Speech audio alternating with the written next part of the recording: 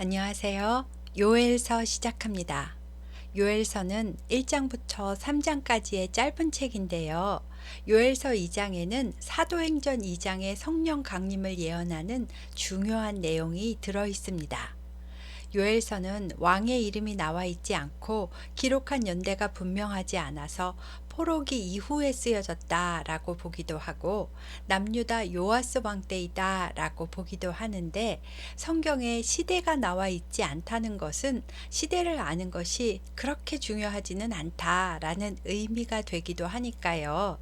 기록 연대와 요엘이 어느 시대 사람인지에 대해서는 너무 집착하지 않으셔도 될 것 같습니다. 요엘서는 일단 지도자가 제사장 중심인 것 같이 표현되어 있고요. 시온, 예루살렘 성전이라는 단어가 나오니까 남유다에 관한 예언이라는 것을 알 수 있습니다. 그리고 아모스 4장 9절에 보면 아모스 시대 이전에 팥중이 재앙이 있었다는 것을 나타내고 있으니까요. 아마도 남유다 요아스 왕 때쯤에 메뚜기 재앙이 있었겠구나 하고 예측할 수 있습니다. 요아스는 아달랴를 피해서 7살까지 성전에서 제사장 여호야다에 의해 몰래 키워진 어린 왕이었고, 아달랴가 죽은 이후 왕이 되었어도 성인이 될 때까지는 제사장 여호야다가 뒤에서 섭정을 했었습니다. 그리고 여호야다가 나이 많아 죽은 뒤 요아스는 하나님 중심에서 벗어나 아세라 목상과 우상을 섬겼고, 이를 책망하는 여호야다의 아들 스가랴를 돌로 쳐 죽이게 하는 사건을 벌이게 됩니다. 스가랴는 죽으면서 여호와여, 이를 감찰하시고 신원하여 주옵소서라고 하며 죽었고, 여호와의 진노가 임하게 되어 그 다음의 말에 아람의 군대가 요아스를 치려고 올라오는 사건이 벌어집니다.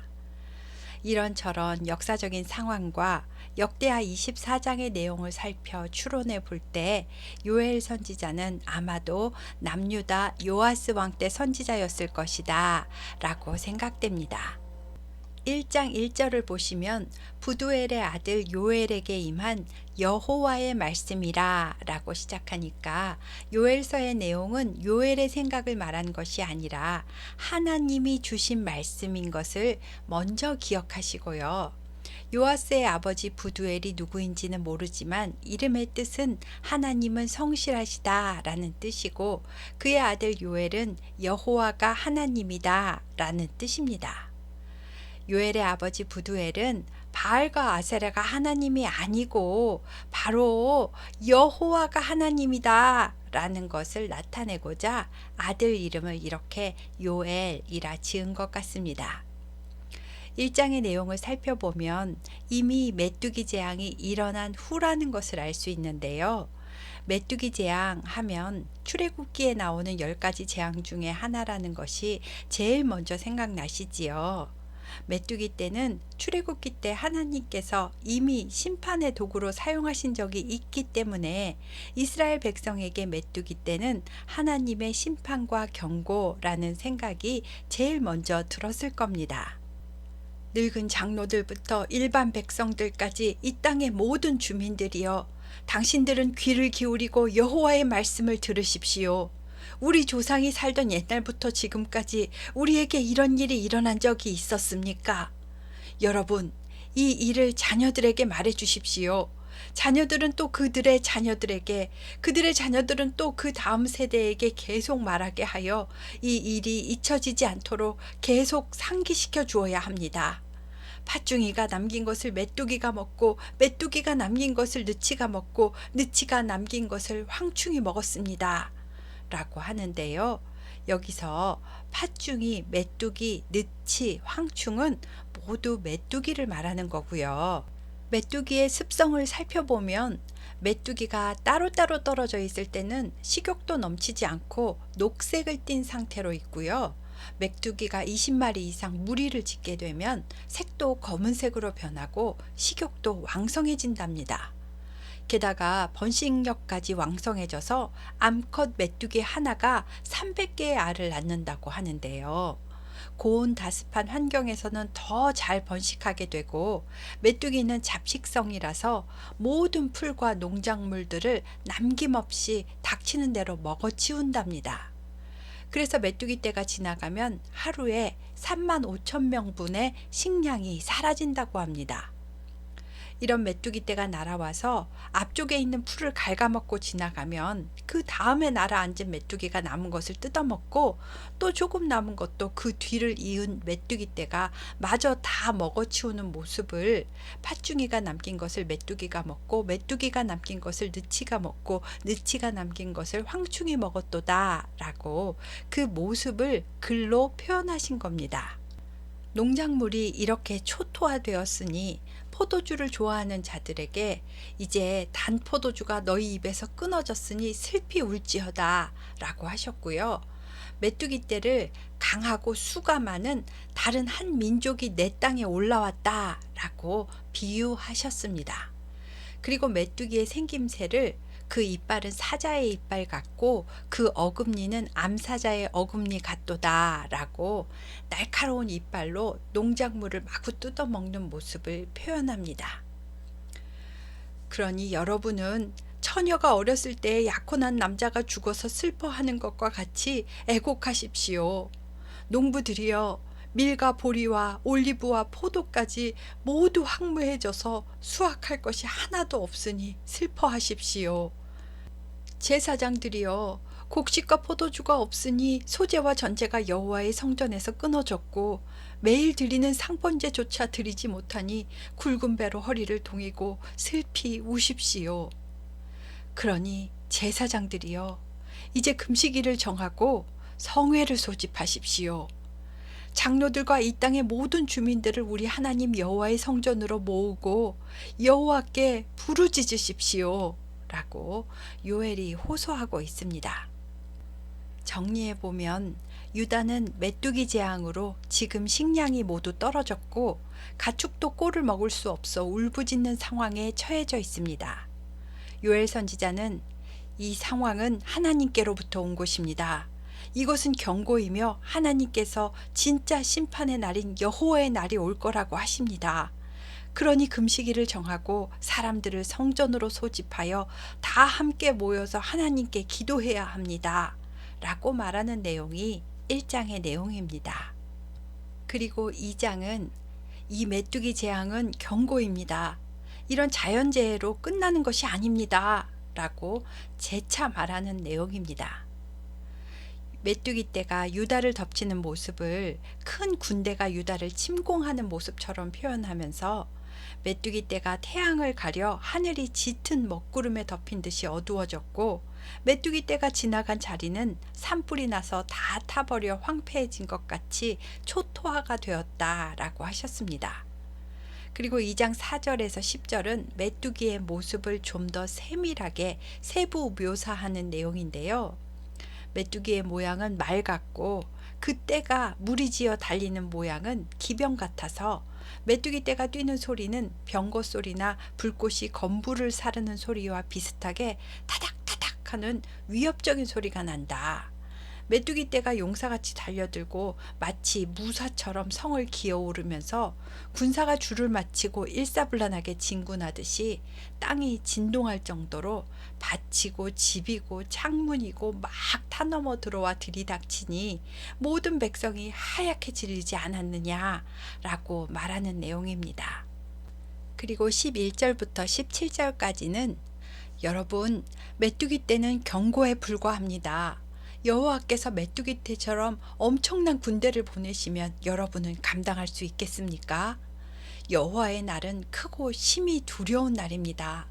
당할 자가 누가 있겠습니까?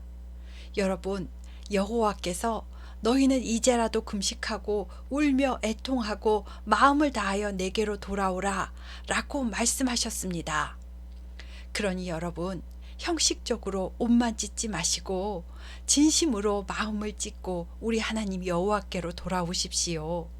여호와는 은혜로우시며 자비로우시며 노하기를 더디하시며 인애가 크신 분이십니다.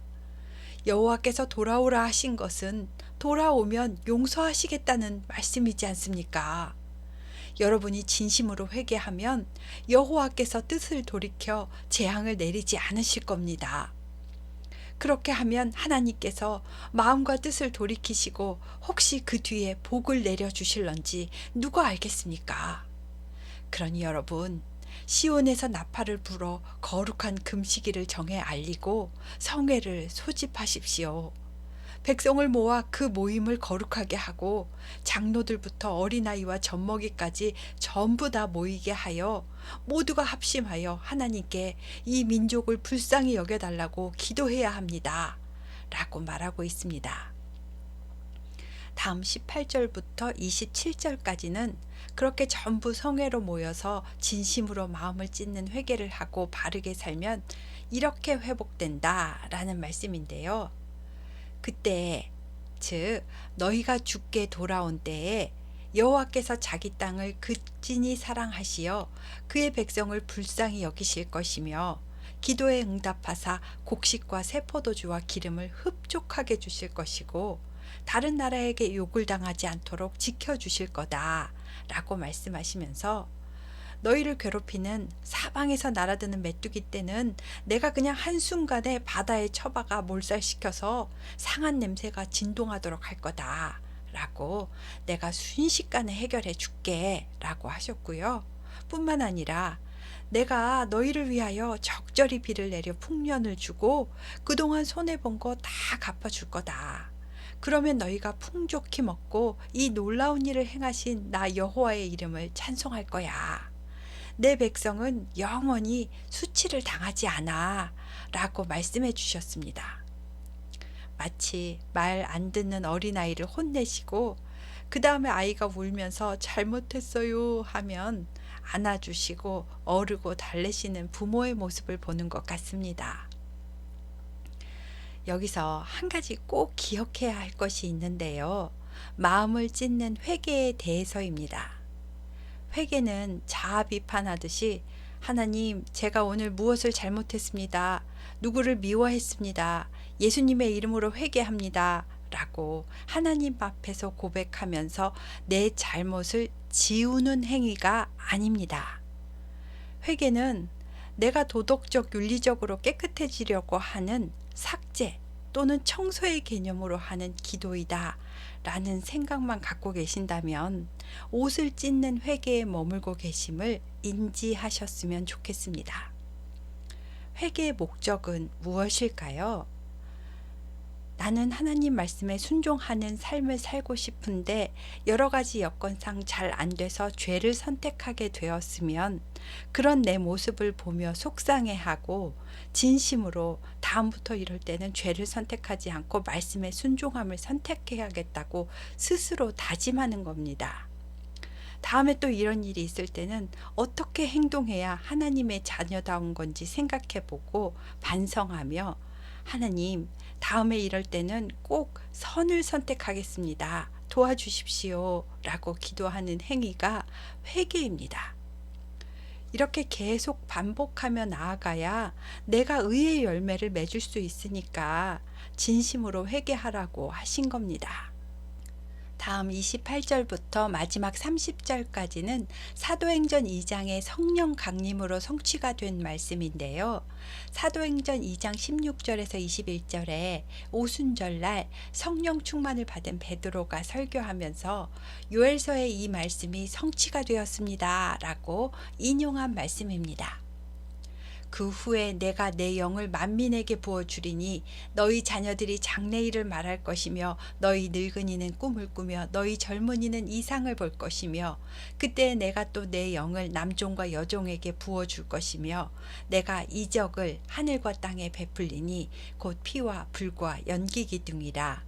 여호와의 크고 두려운 날이 이르기 전에 해가 어두워지고 달이 핏빛같이 변하려니와 누구든지 여호와의 이름을 부르는 자는 구원을 얻으리니 이는 나 여호와의 말대로 시온산과 예루살렘에서 피할 자가 있을 것이미요 남은 자 중에 나 여호와의 부름을 받을 자가 있을 것임이니라 라는 말씀입니다. 먼저 32절에 누구든지에 별표를 하시고요. 누구든지 여호와의 이름을 부르는 자는 구원을 얻는다. 이 말씀이 바로 30절에 나오는 이적이며 피와 불과 연기 기둥이라는 것을 꼭 기억하시기 바랍니다.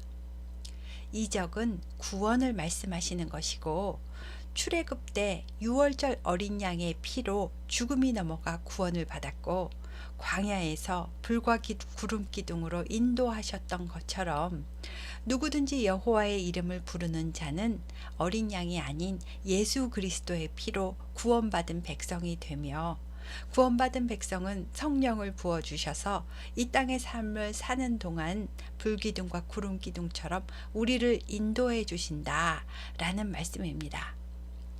그리고 28절에 중요한 것은 하나님께서 하나님의 영을 남녀노소, 빈부격차, 신분 상관없이 만민에게 부어주셔서 하나님의 말씀을 깨닫게 하시겠다라는 뜻입니다.